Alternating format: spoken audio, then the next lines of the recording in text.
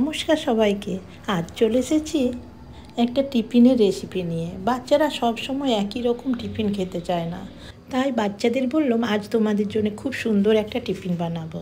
প্রথমে আমি ময়দার একটা রুটির আকারে লেচি কেটে নিলাম এবং সেটা বেলে কড়াইয়ের উপর দিয়ে দিলাম।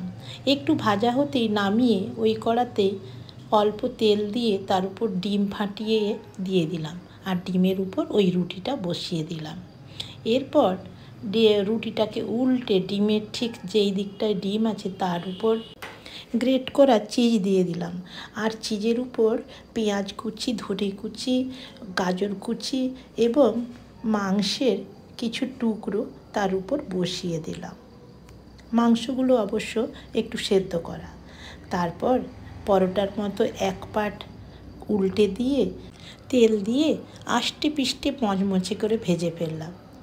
কি সুন্দর টিফিনটা তৈরি হয়ে গেল। বাচ্চারা তো খেয়ে ভীষণ খুশি। আপনারা এই টিফিনটা একবার হলেও করে দেখবেন, দারুণ লাগে। ভেতরটা ঠিক যেন পিৎজার মতো আর বাইরটা পরোটার মতো মচমচে।